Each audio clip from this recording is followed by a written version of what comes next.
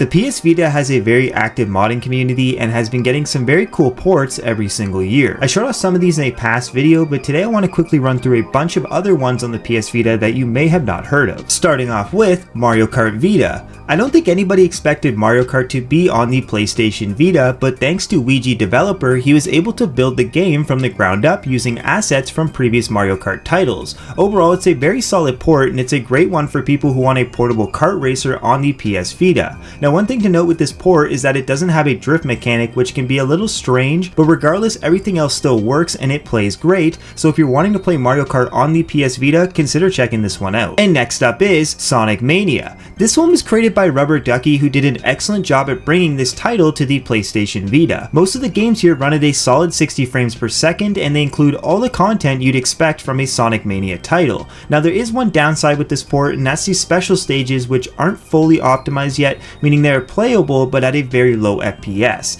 Still, this is a terrific version of Sonic Mania, and for any fan of the franchise, it's definitely a must play. And the next game is Super Mario 64. This game was made possible by a handful of people and it runs and looks fantastic, but many might be asking themselves, why would I port a game that can already be played through emulation? And well, the reason is because having a port of a game means that you can upgrade and modify the content directly. For example, there is already a Super Luigi 64 mod that exists for this version of the PS Vita game, which replaces Luigi in certain tech scenes, which is pretty cool showcase of what can be done with this port. So if you like Super Mario 64 and you want to try this title out for yourself, consider playing it on your PS Vita. And so the next game is Outrun. This one was created by Reassembler and it utilizes the original arcade ROMs. The creator also has a website that showcases how they built this port and the current projects they are working on. Needless to say, this is a really well done Vita port as it actually runs smoother than the original arcade game, and it contains a ton of new additions like widescreen and high resolution modes. So if you're looking for a fast arcade racer to play on the PS Vita, this is easily one of the best. And so moving along, the next game is System Shock. This one was created by Northfear, who is well known for creating a lot of high quality ports, and this one follows that trend. System Shock is a 1994 first-person action game that is highly credited for inspiring future games like BioShock and Days Ex. It's a tough game that definitely embraces its creepy atmosphere by giving the player a deep storyline,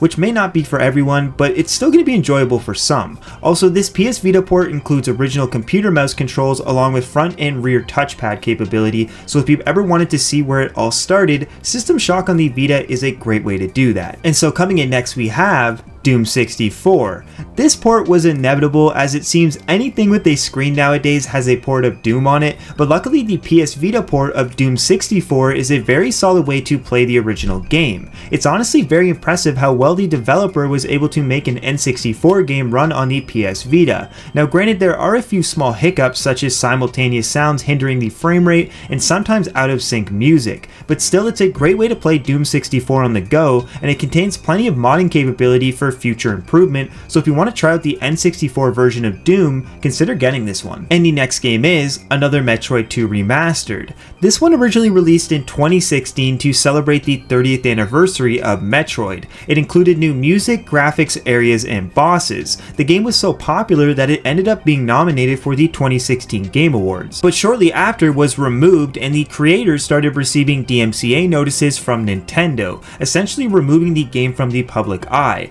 But luckily, this game eventually did get a port to the PS Vita, offering a way for fans of the Metroid series to play a game they had never heard of. Another Metroid is an excellent platformer that runs mostly well on the Vita with a few small hiccups here and there, so if you enjoy the Metroid series, definitely consider trying this one out. And coming in next we have DeltaRune. This project was made possible by the user shown here to celebrate the 3rd year of Henkaku on the Vita, which is awesome as DeltaRune is a game produced by the same people as Undertale and incorporates a lot of fun RPG aspects. The port itself runs great and has a fully functional control scheme, so if you're a fan of Toby Fox and you enjoyed his past games, you should consider checking this one out. And the final game on this list is Sonic 3 A.I.R. At the time of making this video, the port just released 2 hours ago and was created by these 3 people shown right here. It is mostly functional and it introduces improved visuals, audio, and widescreen capability. As of now, it runs fairly well and is only in its initial first beta, so with time it will improve.